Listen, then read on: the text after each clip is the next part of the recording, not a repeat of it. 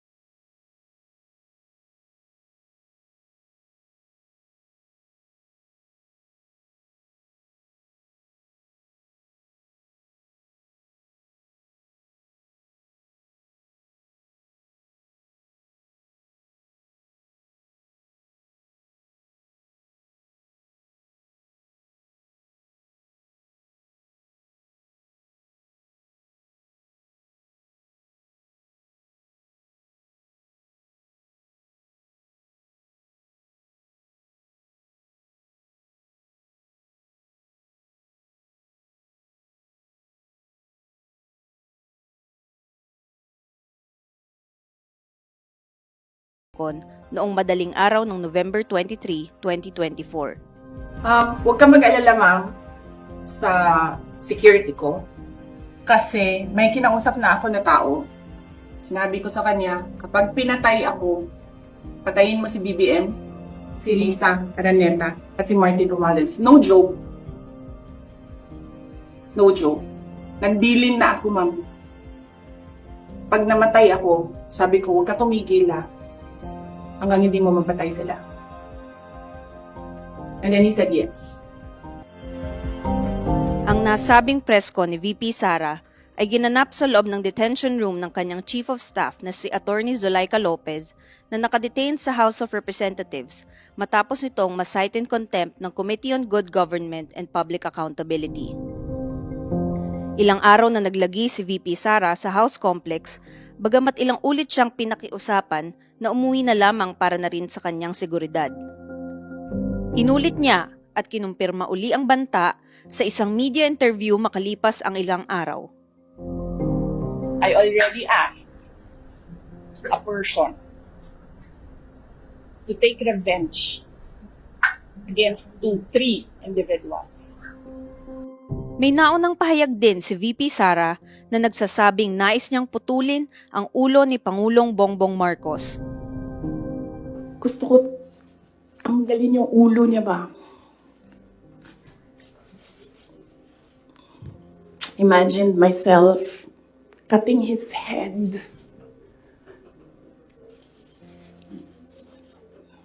Isang matinding international embarrassment ang dulot sa bansa nang ibalita ng mga international news organizations ang ginawang pagmumura at pag-amin ni VP Sara ng planong pagpapapatay sa Pangulo sa kanyang live press con.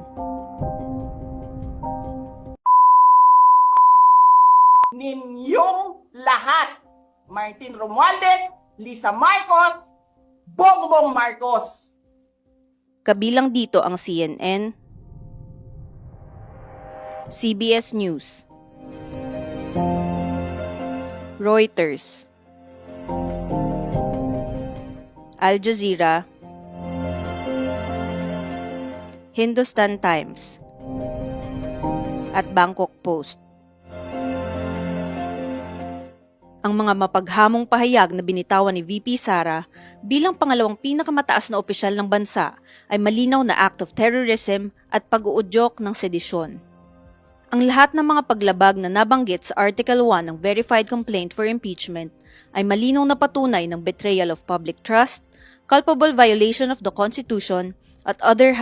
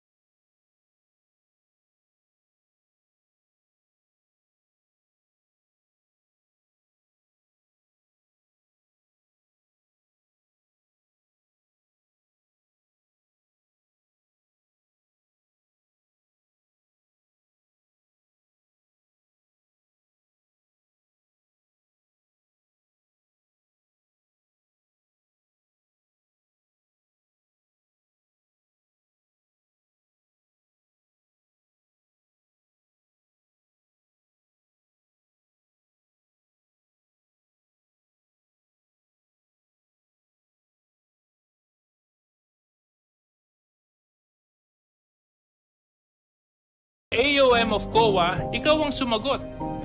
I would like to forgo the opportunity to defend the budget in a question and answer format.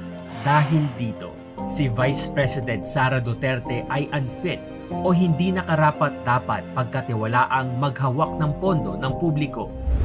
Sa loob ng 2 taon, si Vice President Sara Duterte ay nagkaroon ng direktang kontrol sa confidential funds na umabot sa 612,500,000 pesos. Kabilang sa mga mabibigat na aligasyon laban kay VP Sara Duterte ay ang umano'y maanumalyang pamamahala at ang mga hindi kapani-paniwalang paliwanag o liquidation ng nasabing pondo. Sa madaling salita, ang 612,500,000 pesos ay tila naglaho lamang parang bula. Sa video na ito, tatalakayin natin ang mga detalyeng nakapaloob sa verified impeachment complaint tungkol sa confidential funds ng Office of the Vice President. Sa mga isinagawang investigasyon ng House of Representatives, nabunyag umano na ang mga tinatawag na confidential expenses ay hindi nagamit sa tamang layunin, kundi napunta lamang sa mga gawa-gawang gastusin o ghost expenses. Tinanong ko po ang COA at tinignan ko po ang mga reports, pero hindi po ito nagastos sa loob ng 19 days, kung hindi 11 days po. Noong 2022, tumanggap ang Office of the Vice President ng 125 million pesos bilang confidential funds. Ang perang ito ay naubos sa loob lamang ng 11 araw, mula Desyembre 21 hanggang 31. 4 sa mga araw na ito ay pampublikong holiday, kung kailan karaniwang sarado ang mga opisina o limitado ang operasyon ng gobyerno. Kasama rito ang Pasko, Rizal Day at Bagong Taon. Sa madaling salita, ang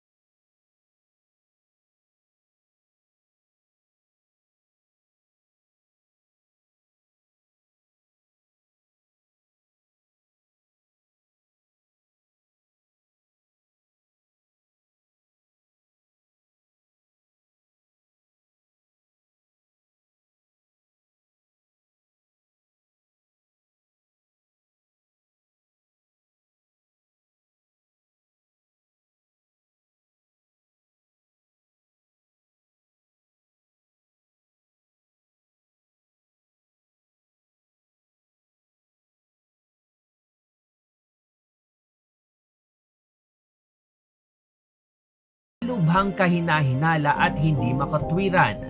Isinumite ng Office of the Vice President ang dokumentaryong ebidensya ng pagbabayad o DEP na nagpapakita ng isang safe house ang nirentahan sa halagang 1 milyong piso noong Disyembre 26, 2022, 5 araw bago matapos ang liquidation period. Hindi po ba kayo nagtaka na sobrang mahal nun, yung 1 milyon in just 4 days? Alam po ninyo, medyo dapat nung tinitignan po ninyo, nagtaka na kayo sa laki po ng rentals in 11 days eh. 16 million, very glaring na po yun eh. Sa makatuwid, umaabot sa 200,000 pesos kada araw ang binayad ng opisina ni Sara Duterte na tila mas mahal pa kumpara sa 1 linggong pananatili sa mga mamahaling hotel. Kapuna-puna na ang iniulat na gastos ni VP Sara Duterte sa mga safe house ay may parehong halaga sa magkaibang bilang ng mga araw. Noong unang 3 buwan o first quarter ng 2023, idineklara ni VP Sara Duterte na nagbayad siya ng 16 na milyong piso para sa upa ng mga safe house sa loob ng 51 araw. 16 million pesos pa rin ang ibinayad niya noong ikalawang 3 buwan o second quarter para naman sa 66 na araw. Subalit, biglang nag-iba ang halaga noong ikatlong 3 buwan o third quarter ng 2023 kung saan iniulat na gumastos ang OVP ng 5 milyong piso para sa mga safe house sa loob naman ng 79 na araw. Kahina-hinala ang tila pagbaba ng gastos kahit na mas maraming araw. Dahil dito, tinawag ng ilang mambabatas ang halaga at bilis ng paggastos na exorbitant, unconscionable at excessive o hindi makatwiran at sobra-sobra at itinuring ding itong suspicious o kahina-hinala. Sa isang hearing ng House Committee on Good Government and Public Accounts, sinabi ni Gina F. Acosta, ang Special Disbursement Officer ng OVP, at ni Edward Fajarda, ang Special Disbursement Officer ng DepEd, under oath, na wala silang alam kung paano ginamit ang mga confidential funds. Isiniwalat rin na may direktiba si Vice President Sara Duterte na iabot o ipapasa ang mga confidential funds sa kanyang mga security officer matapos itong i-withdraw mula sa bangko. So, you do not have any copy of that? Wala po yun. It is only Colonel Dennis Nolasco who would have copies of this? Yes, Your Honor. Okay, thank you. Ang sinasabi po ninyo sa amin is nagsasubmit sa iyo si Colonel Dennis Nolasco ng quarterly activity plan. Yes, Your Honor. And then, based on that, dun sa quarterly activity plan, nagbibigay po kayo ng CF. Ganon po ba? Yes, Your Honor. Ayon sa Commission on Audit, hindi maaaring ilipat ang responsibilidad ng pagpapalabas ng mga confidential funds. Ang mga security officer ay wala namang mandato o otoridad na humawak ng anumang pondo ng gobyerno. Ang confidential funds ng national government agencies, katulad ng Office of the Vice President, ay mayroon pa ring liquidation. Ayon sa Commission on Audit Rules and Guidelines, kinakailangang magpasa ng liquidation reports at accompanying certifications kung saan at paano ginasta ang confidential funds ng kanilang opisina. Sa mga documentary evidence of payment na ipinasa ng Office of the Vice President, mayroong nakita ang House Committee on Good Government and Public Accounts, malinaw at tahasang mga tanda ng pandaraya, kabilang ang mga sumusunod na issue o pagkakaiba at mga peking dokumento. Ang mga DEP ay naglalaman ng mga pangalan na halatang kathang-isip lamang, tulad ng Mary Grace Piatos. Kabilang pa sa mga sinasabing katawa-tawa at peking pangalan ay sina Kokoy Villamin, Renan Piatos, Pia Piatos Lim, Xiaomi Ocho, Jay Camote, Miggy Mango, at 5 tao na may pangalang Dodong mula sa Team Dodong. Nariyan din sina Amoy Liu, Fernan Amoy, at Jogdi Ase mula naman sa Team Amoy, pati na si Beverly Claire Pampano, at mga pangalan ng pagkain o sangkap sa pagluluto tulad ni na Miko Harina, Patty Ting, at Ralph Josh Bacon. Mayroon ding mga tao na ang apelido ay Kasim. Bagamat sinasabi sa mga DEP na magkakaibang tao ang tumanggap, kapansin-pansin na magkakapareho ang sulat kamay ng mga ito. Pinuna rin ng mga mambabatas ang physical impossibility